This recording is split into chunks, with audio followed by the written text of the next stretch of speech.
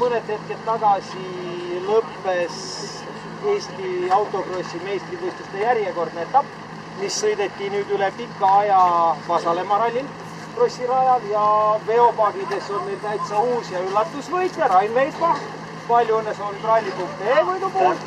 No, kiire kommentaar ja kokkuvõte üldse sellele etapile.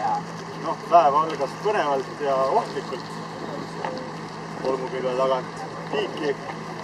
Lootused olid pullid. Positsioon oli lõpuks pärast 6 stardi oma.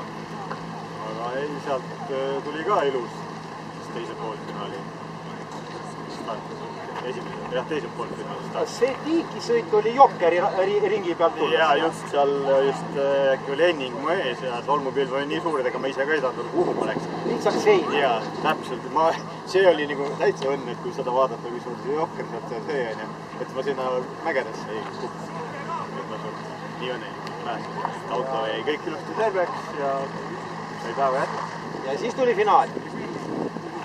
Jah, finaal oli ka ja see oligi, ega võtta startis võtta annab, et start läks hästi, kolmandas.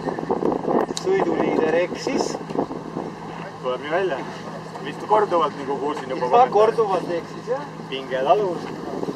Ja nüüd on võit? Väga ilus. Nüüd on selle seda oligi vaja. Jah, kindlasti saab see motivatsiooni. Kindlasti on nüüd selle võiduga minna järgmisele etapile. Miks ka mitte jälle esikohta püüdma? Absoluutselt. Masin on nagu missuski oli näha tegelikult, masin on konkurentsivõimline. Kiirust on, tehnika kestab. No keegi pole sellest garanteerinud. Tehnikas kord. Nii ta on. Ralli.ee soovib veel kord palju õnne, suur tänu intervjuu eest.